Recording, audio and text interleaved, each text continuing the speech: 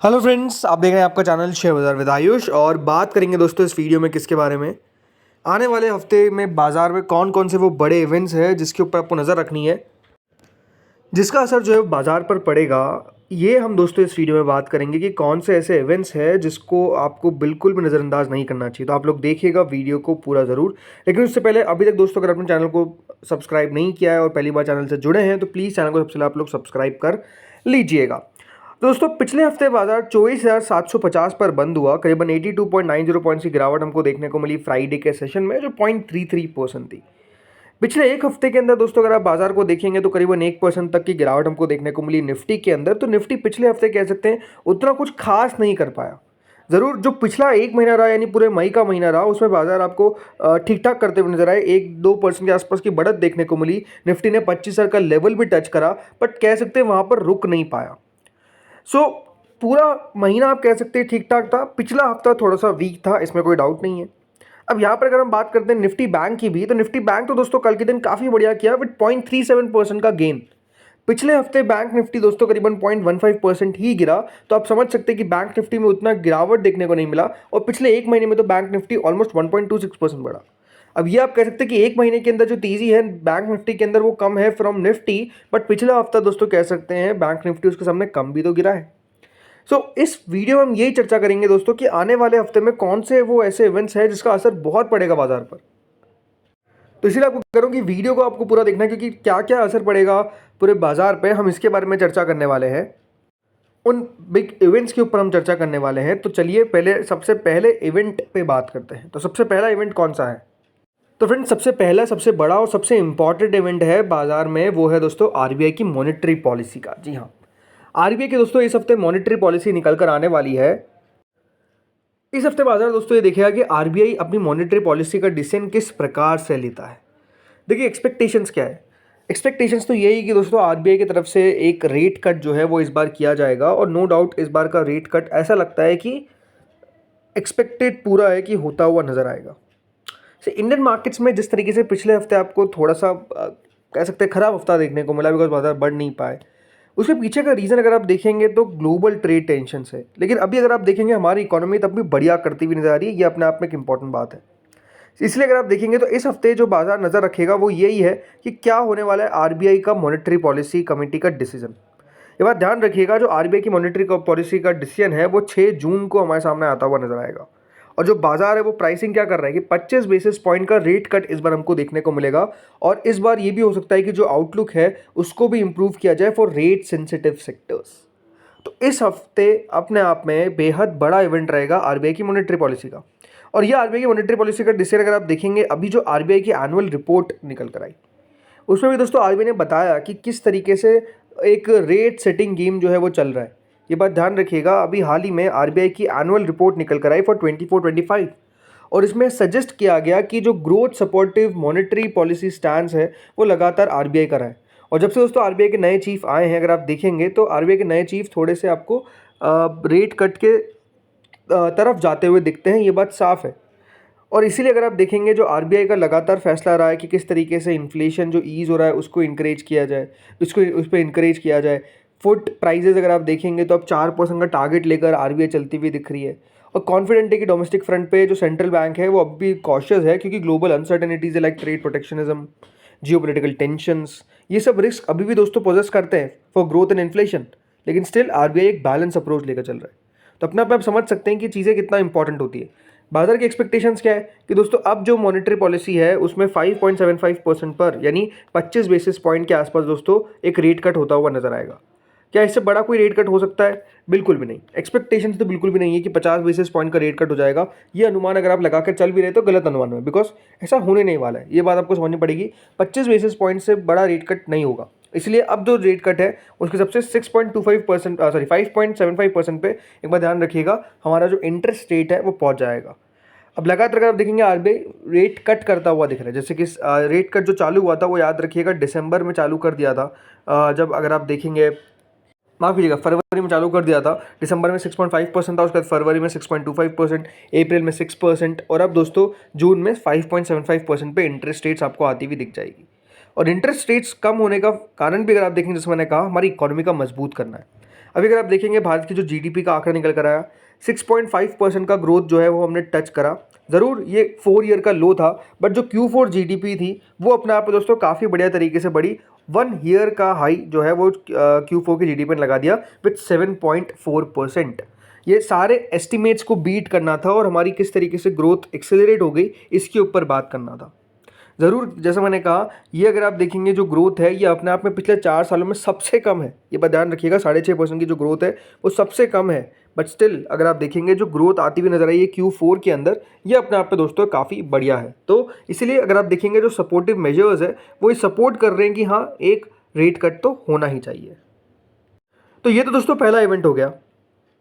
अब बात करते हैं दूसरे इवेंट पे, और दूसरा इवेंट कौन सा है दोस्तों? दूसरा इवेंट है ऑटो सेल्स का। जी हाँ, ऑटो सेल्स के भी इस महीने डेटा निकल कर आएगा। यानी अब दोस्तों कल है 2 ऑफ मई, आज 1 मई हो चुका है। ऑटो सेल्स के आंकड़े आज के दिन ही अगर आप देखेंगे काफ़ी कंपनीज रिलीज़ कर देगी, और देखना होगा कि किस तरीके से ऑटो सेल्स के आंकड़े जो है वो निकल कर आ रहे हैं। देखिए, ऑटो सेल्स का आंकड़ा बहुत ज़्यादा इंपॉर्टेंट होता है कि किस तरीके से ग्रोथ देखने को मिल रही है पैसेंजर व्हीकल के अंदर, हैवी कमर्शियल व्हीकल के अंदर, राइट, इन सब में। लेकिन जो एक्सपेक्टेशंस है वो ये है कि पैसेंजर व्हीकल्स और MNHCV जो सेगमेंट है इसमें आपको इस बार हर्डल देखने को मिलेगा। तो आप समझ सकते हैं कि इस बार हो सकता है कि इनके जो आंकड़े हैं वो अच्छे ना आए, लेकिन टू व्हीलर्स और ट्रैक्टर्स के जो नंबर्स है वो बेहतर आ सकते हैं, इस प्रकार के एक्सपेक्टेशंस है। लेकिन हैवी कमर्शियल व्हीकल में और पैसेंजर व्हीकल में प्रेशर आपको फेस होता हुआ नज़र आ सकता है। तो ये इस बार का दोस्तों एक्सपेक्टेशंस है कि थोड़ा सा आंकड़ा आपको ख़राब आता हुआ देखने को मिलेगा, क्योंकि अगर आप देखेंगे एक प्रोडक्शन रिस्क भी है, चाइना के एक्सपोर्ट रिस्ट्रिक्शंस है रेयर अर्थ मैग्नेट्स के ऊपर, बहुत इलेक्ट्रिक और इंटरनल कंबशन इंजन कंपोनेंट्स के लिए बहुत इंपॉर्टेंट होते हैं ये। तो ये भी अपने आप में एक बड़ा कारण है कि इस बार आंकड़े आपको उतने अच्छे आते हुए देखने को नहीं मिलेंगे। इस चैलेंजेस के बावजूद भी दोस्तों एनालिस्ट जो है वो कॉशियसली ऑप्टिमिस्टिक है आउटलुक फॉर सर्टेन सेगमेंट जिसमें वो ग्रोथ एंटिसिपेट कर रहे हैं, क्योंकि वहाँ पर फैक्टर्स जैसे रूरल डिमांड, इंफ्रास्ट्रक्चर डेवलपमेंट और रीप्लेसमेंट नीड्स, ये दोस्तों अगर आप देखेंगे चीज़ें हैं। सो लेट्स सी होता क्या है, किस प्रकार के आंकड़े आते हैं, ये हम अलग से वीडियो में चर्चा कर लेंगे। अब आते हैं अगले फैक्टर पे जो है दोस्तों टैरिफ। ट्रम्प के टैरिफ दोस्तों खत्म होने का नाम नहीं ले रहे हैं। ऐसा लग रहा था कि ट्रम्प अपने टैरिफ से पीछे हटेंगे, लेकिन ट्रम्प है, ट्रम्प को कोई समझ सकता है क्या, राइट? सो अब देखिए ट्रम्प ने क्या कर दिया है। ट्रम्प ने अपने टैरिफ को रिवाइज कर दिया ऑन स्टील एंड एल्यूमिनियम, जो थ्रेट करता है इंडिया का almost 4.56 billion $US exports to US। ये दोस्तों GTRI ने कहा है, जो GTRI मतलब ग्लोबल ट्रेड रिसर्च इनिशिएटिव। तो हुआ क्या दोस्तों, यहाँ पर यूएस के जो प्रेसिडेंट है डोनाल्ड ट्रंप, उन्होंने अपना डिसीजन लिया और टैरिफ को सीधा डबल कर दिया स्टील और एल्यूमिनियम इंपोर्ट्स पे, जो यहाँ पर इम्पैक्ट कर सकता है भारत का मेटल एक्सपोर्ट जो हम यूएस को करते हैं, जिसका वर्थ 4.56 बिलियन $US है। और ये दोस्तों किसने बताया? ये एक रिपोर्ट आई है जो GTRI की है और इसने वॉर्न किया है। अब हुआ क्या दोस्तों, ये जो टैरिफ है ये रिवाइज हो चुके हैं और ये इफेक्ट हो जाएंगे फ्रॉम 4 जून, और ये इंडियन प्रोड्यूसर्स और एक्सपोर्टर्स को हर्ट कर सकते हैं, बिकॉज जो प्रोडक्ट बनाते हैं वो दोस्तों यहाँ पर अब होने क्या वाले हैं यूएस में और expensive. For India the consequence are direct. In FY25 India ने एक्सपोर्ट किया था $4.56 billion worth of iron, steel and aluminium products to the US, right.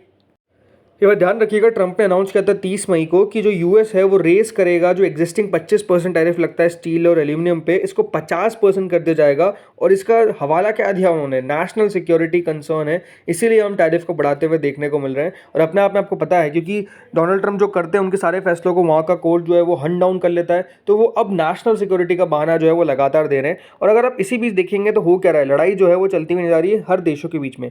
अब यूरोपियन यूनियन ने दोस्तों ये कहा है कि यूरोपियन यूनियन जो है वो यूएस के प्रेसिडेंट डोनाल्ड ट्रंप को सीधा जवाब देता हुआ नजर आएगा और इंपोज करेगा counter measures in response to जो अमेरिका के द्वारा टैरिफ जो है वो लगाए जा रहे हैं स्टील और एल्यूमिनियम के ऊपर। तो आप समझ सकते हैं कि चीज़ें जो है वो बेहतर होने की स्थिति में लग रहा था कि जाएगी, बट अभी भी दोस्तों टैरिफ को लेकर जो चिंताएं हैं, जो प्रॉब्लम्स है, वो साफ साफ दिख रही है।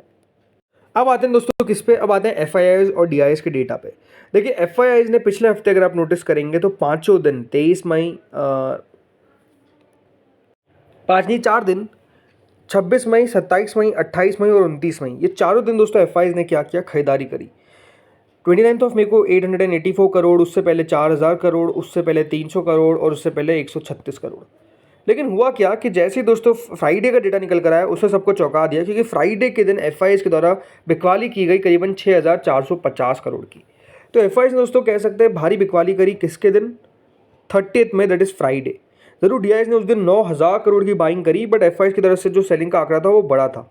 DIS अगर आप इस समय देखेंगे क्या किया DIS ने दोस्तों अगेन चारों दिन अगर आप नोटिस करेंगे तो ऑलमोस्ट खरीदारी यहाँ पर उनकी तरफ से देखने को मिली, बल्कि पाँचों दिन उनकी तरफ से अच्छी खरीदारी देखने को मिली। लेकिन DIS ने ज़रूर दोस्तों यहाँ पर खरीदारी करी, बट FIs ने एक दिन में बेच दिया और बड़ा बेचा।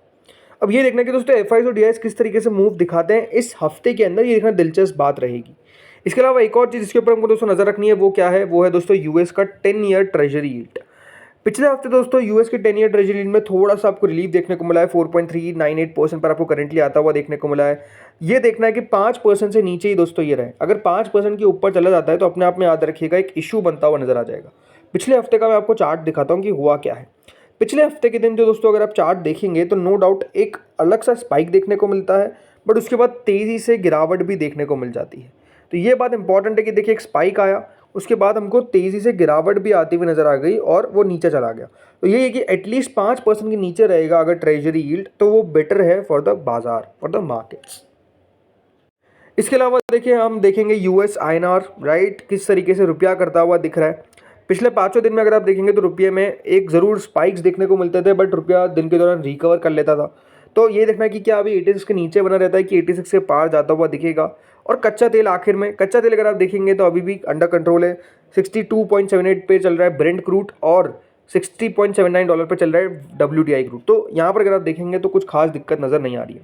दोस्तों इस वीडियो में इतना ही था। होपफुली वीडियो बढ़िया लगा होगा। अगर आपको अच्छा लगा तो लाइक करिएगा, चैनल से पहली बार जुड़े सब्सक्राइब करिएगा। Thank you friends for watching this video.